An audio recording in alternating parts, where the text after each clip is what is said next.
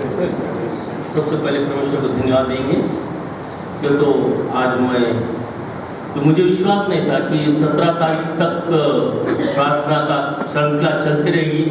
कि कोविड की वजह से हो सकता मैं खड़गपुर को देने को उत्सुक था कि जहाँ प्रशांत साहब के घर में अच्छी रश रहती वो तो आज वक्त मुस्लिम के भी लोग रहते, इसलिए बहुत अच्छा मौका रहता कि वहाँ अपने वचन को बांटे। वचन हम थोड़ा सा क्यों नहीं बांटते, लेकिन औरों की जगह पे हम बांटते तो और अच्छा लगता है। लेकिन परमेश्वर का मैं धन्यवाद दूंगा कि सचमुच परमेश्वर ने मौका दिया और हमारी प्रार्थना की श्रृंखला अभी तक यहाँ आई है। तो हम वचन में जाने से पहले एक छोटी सी दुआ करते हैं। पवित्र परमेश्वर पिता हमारे उद्धार करता तेरा मन से धन्यवाद करते प्रभु, इस संध्या के समय प्रभु जी फिर एक बार तूने अपने पवित्र भवन में बुलाया ताकि प्रभु जी हम तेरे वचनों को पढ़े, जांचे और सीखे। इसलिए जो मौका हमारी ज़िंदगी में जा इसलिए तेरा लाख लाख शुक्रिया प्रभु जी। आज मैं तेरी वेदी के सामने खड़ा हूँ प्रभु जी, मुझे शक्ति सामर्थ्य मुझे बुद्धि से भरते प्रभु जी, ताकि जो कुछ मैं बोलूँ वो सिर्फ और सिर्फ तेरे महिमा के लिए बोलो, ऐसे तो होने दे। ये छोटी दुआ मेरा उद्धार करता ईसा मसीह इसके नाम से मांगता हूँ, सुनो और ग्रहण करके आमीन। आज का वचन मैंने जो चुना है लूका रचित सुसमाचार इसका पहला अध्याय और जो कि 30 से लेकर 36 तक हमने उसको पढ़ा। मैं आज के वचन में माता मरियम के बारे में ज़्यादा नहीं बोलने वाला, खाली मैं आपको थोड़े से जो लोगों को परमेश्वर ने चुना है, जिनको परमेश्वर ने चुना है, ऐसे लोगों के 2-4 लोगों के बारे में आपको बताऊंगा। तो ये माता मरियम को परमेश्वर ने चुना, दूतों के द्वारा उसको एक संदेश भेजा कि तू गर्भवती होने वाली है। एक्चुअली ये शादीशुदा नहीं है माता मरियम, लेकिन प्रभु के ओर से ये उसको ये वरदान है, प्रभु के ओर से उसको संदेशा है और उस काम को करने के लिए उसको बताया जा रहा है, दूतों की तरफ से बताया जा रहा है, मतलब उसको चुना गया है। परसों दिन में एक बहन ने संदेश देते हुए कहा था चुनना इन्हें अलग करना है, मतलब इतने इसमें से किसको तो भी चुना है तो उसको परमेश्वर अलग करता है। इसी तरह से ये मरियम माता को परमेश्वर ने अलग किया और उसको एक जवाबदारी दी, एक जिम्मेदारी दी कि तेरे पेट से जो बच्चा पैदा होगा वो उद्धार करता होगा, वो पूरे दुनिया का उद्धार करेगा, हम पूरे दुनिया को पापों से छुड़ाएगा। इतना बड़ा काम उस मरियम पे डाला गया था। और परमेश्वर जब तुमको चुनता है तो उसको कुछ चिन्ह दिखाता है परमेश्वर, कि मैं आज चिन्ह के ऊपर आपको थोड़ा सा बताऊंगा कि परमेश्वर चिन्ह दिखाता है कि उसको विश्वास कैसा किया जाए। कि परमेश्वर ऐसी चीज बताता है जो चीज हम नहीं देखते या हम जनरली नहीं होता, जो कि ऐसा सहज नहीं होता, वो चीज को परमेश्वर बताता है। तो परमेश्वर ने 36वें वचन में मरियम को विश्वास के लिए एक बात कही है। वो 36वां वचन इस तरह है, और देख तेरी कुटुंबिनी इलीशिबा के भी बुढ़ापे में पुत्र होने वाला है, ये उसका जो 5 कहलाती थी 6वां महीना है। मतलब ये चिन्ह है, ये हिंट है कि वो तो इलीशिबा 5 है और इलीशिबा बूढ़ी है, इलीशिबा को बच्चा नहीं हो सकता। ये बात जग जाहिर है, सब समझ सकते। इसलिए परमेश्वर तुमको चिन्ह ऐसा बताता है कि जो तुम इमेजिन नहीं कर सकते, हम सोच नहीं सकते। इसलिए वो चिन्ह मरियम को बताया है कि मरियम तू जाके वहां दे इलीशिबा जिसका 6वां महीना है, जो कि 5 है। तो ये मरियम ने भी ये इसके लिए तुरंत वो तो वहाँ लिखा है कि जल्द से सवेरे उठकर जल्दी जल्दी मिलने गए। मैं उसमें डिटेल नहीं जा रहा हूँ, मैं मिलने गई कि तो उसको भी आनंद हुआ और देखा कि सचमुच इलीशिबा गर्भवती है और उसको 6वां महीना है। तो इसीलिए परमेश्वर जो चुनता है, तो मुझे बोलने का यही है कि परमेश्वर जब तुमको चुनता है तो तुमको उसका चिन्ह बताता है। तो मैं तुमको दूसरा उदाहरण और एक का बताऊंगा कि जो कि मूसा का है। परमेश्वर ने मूसा को चुना और परमेश्वर जब किसको चुनता है तो उसको पहले से प्रिपेयर तैयार करता है। जब मूसा का चुनाव परमेश्वर ने किया है, परमेश्वर को मूसा को बहुत बड़ा काम देना है कि मिस्र के लोगों को छुड़ा कर लाकर या कनान को इधर लाना है, इतना बड़ा काम उसके ऊपर है। तो परमेश्वर ने जब वो पैदा हुआ जब से काम चालू करा, परमेश्वर ने उसको मरने नहीं दिया, उसके साथ के बच्चे मर गए लेकिन उसको बचाया। अच्छा, बचाया तो ऐसी जगह पे रखा जो कि राजघराने में रखा, जो कि उसको आगे जो काम करना था, कि उसको किसी का न्याय करना था, जब उसको नीति देखनी थी, उसको राजनीति समझानी थी, झगड़े को छुड़ाना था, ये सब बातें राजघराने में सीखी गई। इसलिए परमेश्वर ने उसको चुना, और जब उसको चुना परमेश्वर ने, जब उसको आवाज दी, तो निर्गम 3 अध्याय 9 से 10 वचन सुने। इसलिए हाँ, अब सुन, इस्राएलियों की चिल्लाहट मुझे सुनाई पड़ी है, हाँ, और मिस्रियों ने उन पर अंधेर करना भी मुझे दिखाई पड़ा है। इसलिए आ, मैं तुझे फिरौन के पास भेजता हूँ कि तू मेरी इस्राएली प्रजा को मिस्र से निकाल ले आए। परंतु मूसा ने परमेश्वर से कहा, मैं कौन हूँ जो फिरौन के पास जाऊँ और इस्राएलियों को मिस्र से निकाल ले आऊँ?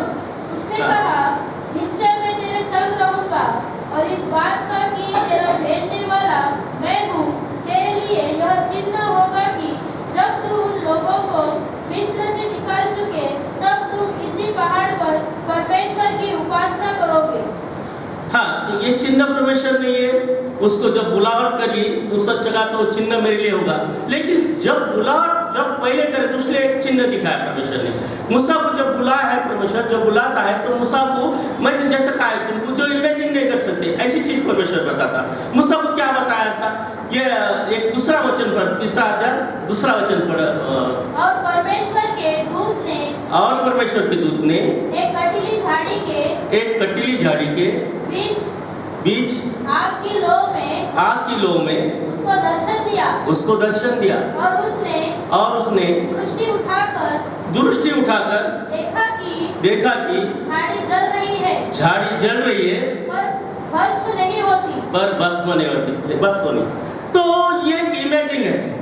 परमेश्वर क्या कर रहा है, झाड़ी जलने के बाद झाड़ी तो जल जाना चाहिए, उसमें लो है, उसमें आग चल रही है, तो झाड़ी जल जाना चाहिए, लेकिन झाड़ी नहीं जलती। इसका मतलब ये परमेश्वर वहां है, दूत वहां से उसको बहुत बता रहा है। तो ये इमेजिंग है। अगर कई जगह पर दूसरे जंगल में आग लग जाती तो पूरा जंगल खाक हो जाता, लेकिन परमेश्वर मूसा को ये दिखा रहा है कि मैं तेरा परमेश्वर हूँ, मेरा दूत तुझसे बात कर रहा है, और ये जो कुछ हो रहा है ये मेरे ओर से हो रहा है। तो ये एक इमेजिंग है। जो बातें हमको नहीं समझ में आती, ऐसी बातें जब परमेश्वर दिखाता है तो वो परमेश्वर को चुनता है।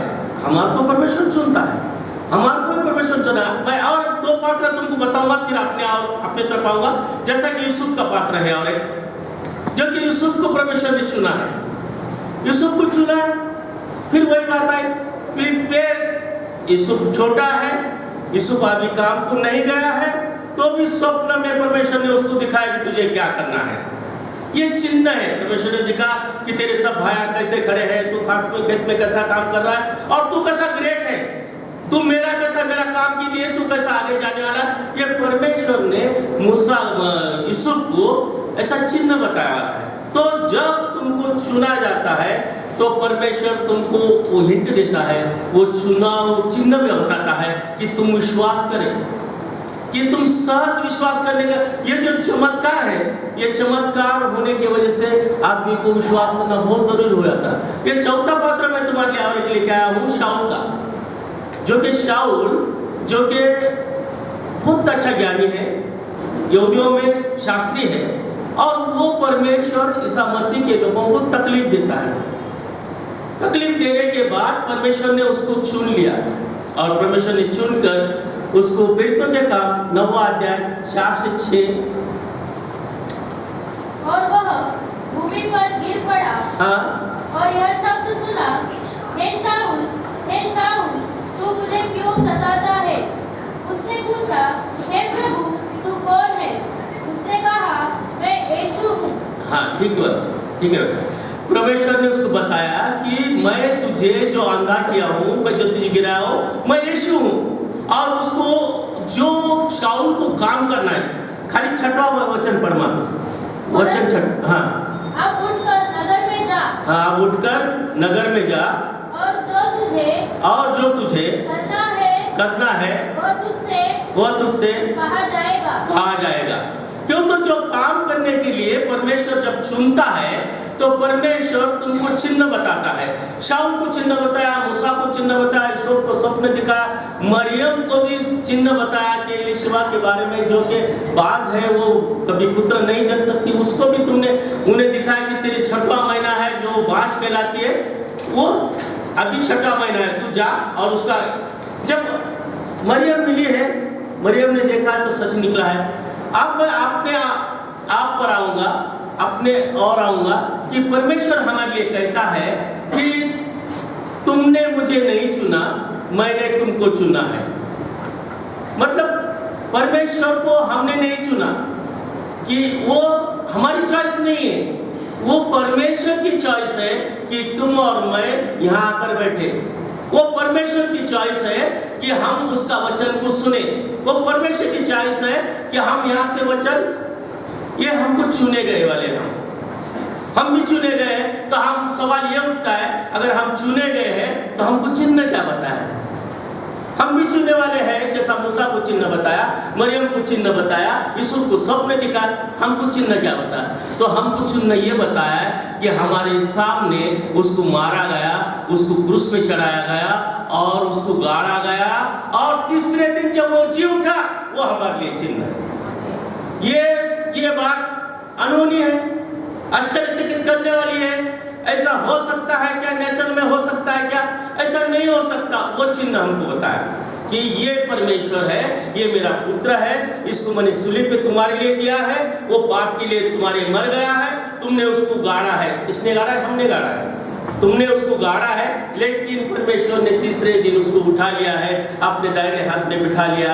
ये चिन्ह तुम्हारे और मेरे लिए है। क्यों? तो यहूदी जिंदा थे, उन्होंने उसको गाड़ा है और उन्होंने ही देखा है। वही शिष्यों ने देखा है जो थोमा है, जो केरल को आया था। इतिहास है, कहानी नहीं है। इतिहास है कि थोमा केरल आया है और उस थोमा ने चेक किया है उसको कि भाई तेरे उंगली के निशान जहां तो वो खिले मारे तो मुझे दिखा। तो ये चिन्ह हमारे लिए दिया है। तो ये चिन्ह हमारे देने के बाद हमको भी कुछ काम बताया है। जैसा यूसुफ को बताया कि तू मिस्र में जाके तेरे पूरे परिवार को भी संभालेगा और पूरी दुनिया को संभालेगा, कि मैनेजमेंट के लिए तेरे को वहाँ मैं भेज रहा हूँ, वहाँ तेरे को खाली राजा का पद नहीं, लेकिन तू राजा की तरह रहेगा। इसी तरह तुमको और मुझे ऐसा चुना है, और तुमको और मुझे भी परमेश्वर ने कुछ काम दिए हैं। जैसे कि पहला काम है कि परमेश्वर को जब लूका रचित सुसमाचार 10वां अध्याय और 25 से 27 वचन में जब लोग परमेश्वर के पास आते हैं, 25-27 में, और देखो, हाँ, व्यवस्थापक उठा और यह कहकर उसकी परीक्षा करने लगा, हे गुरु, अनंत जीवन का वारिस होने के लिए मैं क्या करूं? उसने उससे कहा, व्यवस्था में क्या लिखा है, तू कैसे पढ़ता है? उसने उत्तर दिया, तू प्रभु अपने परमेश्वर से, आराम से पढ़िए, तू प्रभु अपने परमेश्वर से अपने सारे मन और अपने सारे प्राण और अपनी सारी शक्ति और अपनी सारी बुद्धि के साथ प्रेम रख। ये भी एक काम है। सेकंड है उसमें, दूसरा, और अपने पड़ोसी से अपने समान प्रेम रख। ये काम ही दिया है परमेश्वर ने तुमको। जब तुमको चुना है, तुमको दिखा दिया है, मैं तीसरे दिन उठा हूँ, मैं शिष्य को दर्शन दे चुका हूँ, ये चिन्ह तुमको बताया, तो उसके साथ तुमको काम भी दिया है कि तू अपने पूरे मन से, पूरी शक्ति से, अपने परमेश्वर से, ये सबसे बड़ा हमारे लिए काम है कि हम परमेश्वर के साथ इस उपवास समय में, हमारी जिंदगी में हम कैसा रहते हैं कि हम पूरे मन से, और विशेषकर यहाँ कि परमेश्वर जो आज्ञा दी है कि अपने पड़ोसी से अपने समान प्रेम रख। अब ये इस्राएलियों का ये जो था, उन्होंने जब परमेश्वर कुछ बात करते थे तो वो पर्टिकुलर लेते थे उसको, जैसे कि वैसे उदाहरण के तौर पर नहीं लेते थे। जैसा हर बात कही कि तुम पड़ोसी, फिर हमारा पड़ोसी कौन, हम किसको मदद करना, हमारा पड़ोसी कौन है? तो ये उनकी टेंडेंसी रहती थी कि, लेकिन परमेश्वर कहता है कि पड़ोसी, जैसा सामरी का उदाहरण दिया, तो अपने को सब कुछ स्टोरी मालूम है, मैं स्टोरी नहीं बताऊंगा क्यों तो मेरे सामने सब क्रिश्चियन लोग बैठे वाले, तो मैं वो स्टोरी आपको मालूम है कि आपका पड़ोसी कौन।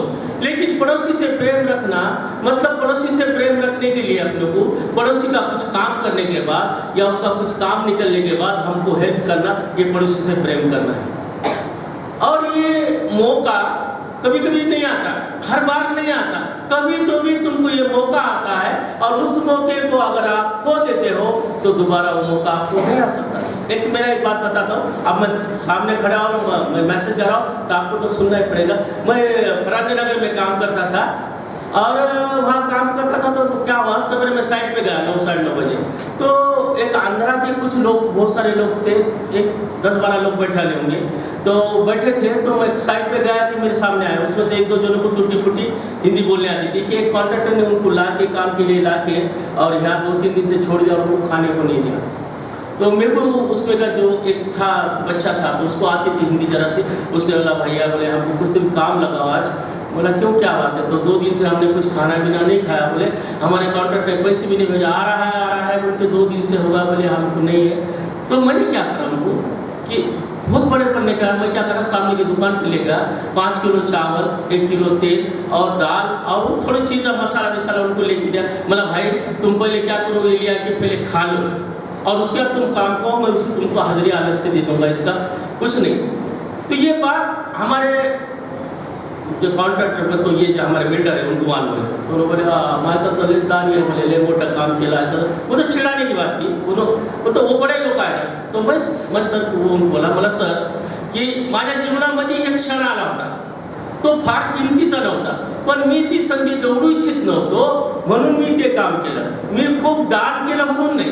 तो ये एक मौका आता, मैं दोबारा अब मेरे पास आके बहुत पैसे आ गए समझो, तो मैं ढूंढते फिरूंगा जब कौन भूखा प्यासा है बहुत बड़ा है और उसको मैं दूंगा।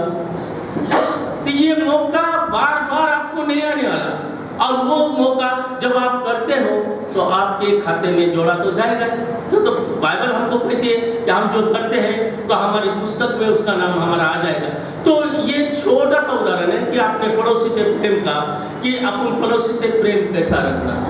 और दूसरा एक है कि परमेश्वर ने और एक बात बताई कि सत्य को जानो तो सत्य तुम्हें आजाद देगा। यूहन्ना 8:32 एक ही लाइन है। और ये भी बात को यहूदी लोगों ने, इजरायली लोगों ने ये बात को भी ऐसा लिया कि आजाद करने के लिए हम अब्राहम के पुत्र हैं, हम किसके गुलाम हैं क्या, हम किसी के पास काम करते हैं क्या, हम आजादी हैं, हम भी आज आज़ाद हैं, हिंदुस्तान के आज़ाद है अपन। आज हम घूम सकते हैं, फिर सकते हैं, खा सकते हैं, बोल सकते हैं कि पंतप्रधान के आपोज में बोल सकते हैं, मुख्यमंत्री के आपोज में बोल सकते हैं, पास्टर साहब ने बोलते लेकिन मुँह पे नहीं बोलते, पीछे बोल सकते हैं, आज़ादी है हम। तो ये आज़ादी जो है तो तुम्हारे को आज़ादी ज़रूर है, लेकिन तुम गुलाम किसके हो? तुम गुलाम मनुष्य के नहीं हो, तुम परमेश्वर करता है, तुम पाप के गुलाम हो। तुम जो गुलाम है ना, तुमको जो लालच, लुचखोरी, जो बुरे विचार, इसके तुम गुलाम हो, और जो झूठ के गुलाम हो, और झूठ का गुलाम, झूठ का बाप शैतान होता है और सत्य का बाप परमेश्वर होता है। जब तुम सत्य को जानते हो तो तुम परमेश्वर के पुत्र कहलाओगे, और अगर तुम झूठ के हो तो तुम शैतान के पुत्र कहलाओगे। तो फिर गुलाम नहीं हो क्या तुम दास नहीं हो क्या? तुम दासत्व में नहीं हो क्या कि तुम सचमुच आजाद हो? तुम अपने आप को पूछो। मैं हमेशा बोलता हूँ, बहुत रिपीट करता हूँ, मैं कुछ बातें होती है, मैं बोलता हूँ कि शाम को जाकर अगर हम दिन भर हम जो करते हैं उस कैसेट को अगर हम सो के रिवाइंड करते हैं, उल्टी फिराते हैं और सोते हैं, तो देखो हम दिन भर में क्या करते हैं। सोते सोते चुप एक बार चेक कर लीजिए। हम दिन भर जो सवेरे से उठे वहां से शुरू करो, घर के बाहर आपने कदम रखा, और कदम रखने के बाद मेरे धंधे में तो बहुत बार होता है, मैं झूठ नहीं बोला, चर्च से झूठ नहीं बोलना था ज़्यादा। क्यों तो मेरे को कोई पैसे दादा हमारा एवढे पैसे नहीं, यार पैसे ताने रहते हैं जेब में, मेरे को उसको देना नहीं होता है, ये तो मेरा बिजनेस है, मगर वहाँ तो मैं पकड़े ही जाता हूँ। उसी तरह अगर दिन भर हम इतने गलतियाँ करते हैं और इतने झूठ बोलते हैं, उसमें से मेजर भी अगर छाट के रात को निकाले हम, तो सचमुच हमको प्रेयर करने की बहुत ज़रूरत है, पश्चाताप करने की बहुत ज़रूरत है। इसलिए सत्य को जानो तो सत्य तुम्हें आज़ाद करेगा। तो उसका एक तोते का उदाहरण मैं पीछे भी दिया हूँ। एक साहूकार रहता है और वो लेन देन करता है। वो साहूकार क्या करता है, दिन भर आराम करता है, जब उसका दिल लगा जब बाहर निकलेगा। अगर तुम पूछने को गए तो बोलेंगे साहूकार घर में नहीं है। वो तोते को क्या करा, पिंजरे में रखा है और उसको सिखा दिया वाला है कि साहूकार घर में नहीं है। तोते को तुम साहूकार है का, साहूकार घर ही नहीं है। उसका एक ही जवाब रहेगा, साहूकार घर ही नहीं है। तो एक दिन क्या होती, तोते की बहुत बड़ी टोली वहां से गुजरती रहती है और जाती थी। इसको पिंजरे में देख के वो सब जन वहां रुक जाते और उसको बोलते अरे तू पिंजरे में क्यों बैठा, हमारे जैसा उड़ता क्यों नहीं, चल झाड़ पे जाएंगे। तूने बोलता नहीं, ये मुझे कुफल लगाने वाला है और मैं यहाँ से बाहर नहीं निकल सकता। क्यों, तो मेरे को साहूकार ने यहाँ खाना पीना मेरे को साहूकार देता है और मैं उसी के साथ यहाँ ही रहता हूँ। तो फिर उसके कान में उन्होंने थोड़ा मंत्र बोल के गए, अभी कल तेरे को साहूकार छोड़ दे, ठीक है।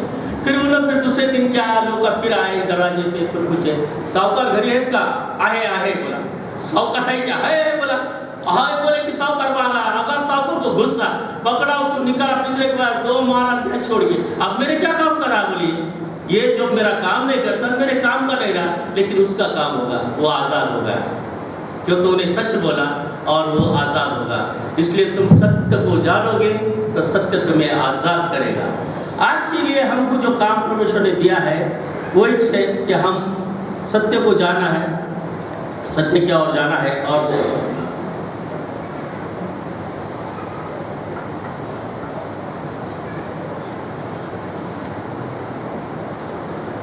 तीसरा और अंतिम में बताऊंगा, परमेश्वर ने बहुत सारे अपने वचन सिखाए और बहुत सारी बातें हमारे को अधिकार दिए, हमको बताए कि हमको जो करना है।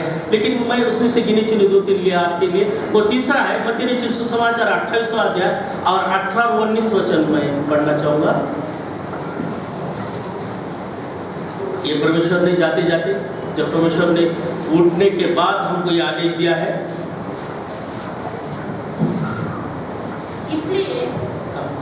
इसलिए तुम जाओ, सब जातियों के लोगों को चेला बनाओ और उन्हें पिता और पुत्र और पवित्र आत्मा के नाम से बपतिस्मा दो। 18वां वचन इस तरह है, यीशु ने उनके पास आकर कहा, स्वर्ग और पृथ्वी का सारा अधिकार तुझे दिया गया है, क्यों तो मैं जा रहा हूँ। अभी जो अधिकार है हम तो चले हैं, लेकिन तुमको अभी मैं जो पवित्र आत्मा तुम्हारे साथ रहेगा और तुमको पूरा अधिकार मैं दिया हूँ कि तुम जो कुछ करेंगे। बहुत सारे वचनों में कहा तू जो पृथ्वी पे करेगा तो स्वर्ग में होगा। ये सबका अधिकार तुमको दिया है, इसलिए तुम पिता पुत्र और पवित्र आत्मा के नाम से सब जाति में बपतिस्मा दो। सबसे बड़ा काम हमारा ये है। मैं जो आज जो बोला था, प्रशांत दादा के घर में जो प्रेयर होती ना, तो बहुत बड़ा काम होता नहीं होगा, परमेश्वर को मालूम है। लेकिन वहाँ का जो रहता माहौल रहता है, जैसे कि बहुत सारे अपने घर आए कि वहाँ लोग रहते, आजू बाजू के लोग सुनते, जो कि तो हम 2 लोगों के कान पर भी अगर ईसा मसीह डालते हैं, ईसा मसीह को हम वहाँ तक पहुँचाते हैं, कम से कम उसकी पहचान वहाँ तक देते हैं, तो बहुत बड़ा काम हमारे से होता है। क्योंकि ये काम हमारे से इतना आसान नहीं है कि जो कि पिता पुत्र और पवित्र आत्मा के नाम से बपतिस्मा देना, और हम बपतिस्मा देने के लायक हम नहीं है, क्यों तो हमारी पात्रता नहीं है। पात्रता हमारी होनी चाहिए, तो पात्रता हमको वो बनानी पड़ेगी। हमको मूसा होना पड़ेगा, हमको मरियम की तरह पवित्र होना पड़ेगा, हमको यीशु की तरह चुने गया जाना पड़ेगा, तो हमारी पात्रता उसमें होगी और हम पिता पुत्र और पवित्र आत्मा के नाम से हम किसको बपतिस्मा देने के लायक होंगे। लेकिन हमको जब लायक होना है, देना है, लेकिन ये परमेश्वर का हमारे लिए आदेश है और ये आदेश हमको मानना पड़ेगा। और जब तक हम इस आदेश को मानेंगे नहीं, जब तक हम इस आदेश को फॉलो करेंगे नहीं, हम इसको जाकर हम लोगों में, क्योंकि तो हम बहुत बार बोलते हैं, बहुत सारे प्रचारक बोलते हैं, बहुत सीधी सीधी बातों में समझाते हैं कि बोलते हैं कि तुमको ऐसा करना जरूर नहीं, टैक्स लेके बांटना जरूर नहीं है, तुमको ये जरूर नहीं कि बाइबल लेके खड़ा रहना चौक में जरूर नहीं है, नहीं जरूरी तुमको चिल्ला के बोलना कैसा मसीह कीजिए और लोग बोले क्यों चिल्ला रहा, नहीं, तुम जहाँ काम कर रहे हो, जहाँ तुम रहे हो, उस जगह पर तुम इस तरह का बिहेवियर बर्ताव करो कि उससे कि मसीह तुम्हारे में दिखे। इतना आसान नहीं है, फिर भी इतना काम तुम कर सकते हो। और आप 10 में से 1 बार भी अगर ये करते तो परमेश्वर हमारी तरफ से हमको आशीष देने बगैर छोड़ेगा नहीं। क्यों तो क्या है कि परमेश्वर कल पास्टर साहब बोलते होते मेरे यहाँ सामने मेरे थे और वो सामने थे कि वो किसी ने कुछ दिया तो परमेश्वर उधार नहीं रखता बोले तुम्हारा उधार मैं करूँगा, तुमको क्रिएट मैंने करा, तुमको खड़ा मैंने करा, तुमको मट्टी में मैंने फूका और तेरा उधार मैं क्यों लूंगा। इसलिए तुम जो देते हो उससे कई पट परमेश्वर लौटाता है। इसलिए कि परमेश्वर का काम हम अगर थोड़ा सा भी करते हैं तो परमेश्वर हमको आशीष से माला माल करता है। क्योंकि ये अनुभव है, मैंने अनुभव हर एक के जीवन में है। मैं आपको मेरा बताया, आपके हर एक के जीवन में हर एक को आपको छूना है।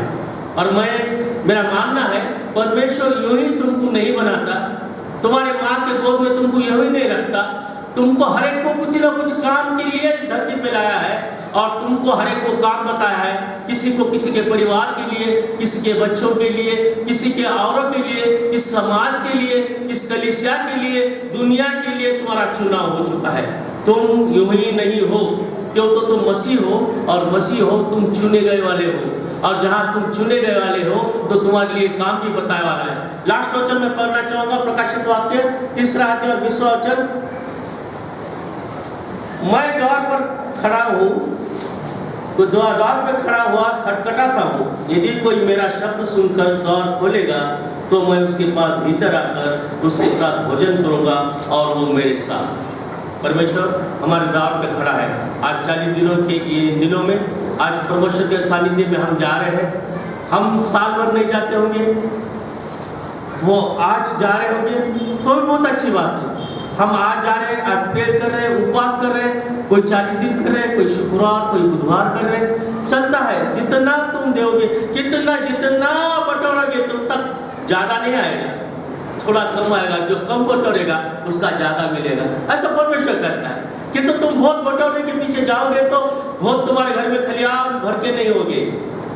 तुम बटोरो, थोड़े बटोरो, लेकिन सच्चे मन से, सच्चे दिल से परमेश्वर के साथ रहो तो परमेश्वर हमारे साथ रहेगा। और इस 40 दिनों में परमेश्वर करे तुमको और मुझे इस उसके सानिध्य में रखे, उसके पवित्र हाथों के नीचे रखे और आशीष करे। आओ हम छोटी सी दुआ करते हैं। पिता परमेश्वर, धन्यवाद करते प्रभु जी इस वचन के लिए प्रभु जी, जो तूने हमको सिखाया, जो तेरे बेटे बेटियां प्रभु जी सामने बैठे प्रभु जी, हर एक को तूने आशीषित किया। और प्रभु जी हमारे इस वचन को प्रभु जी आपने सुना और हम पे प्रभु जी आशीष की बौछार की, ऐसा हम महसूस करते हैं प्रभु जी। हम जब घर को जाएंगे प्रभु जी, इस वचन के साथ हम लोग बैठ के जाए और यहाँ हर एक बैठे वाले प्रभु जी को आशीष कर। ये छोटी सी दुआ मेरा उद्धार करता है ईसा मसीह, इसके नाम से मांगता हूँ, सुनो कर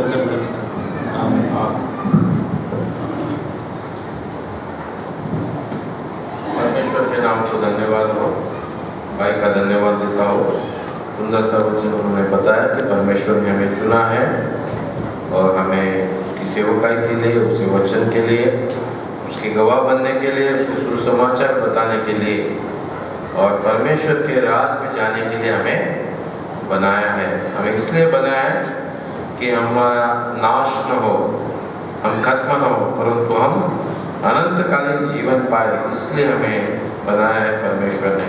और प्रभु आपको और मुझे इस वचन के द्वारा उस विश्वास में बढ़ने के लिए अधिक से अधिक सहायता और मदद करें। आइए हम इस समय हमारी भेंट परमेश्वर को लेकर आते हैं।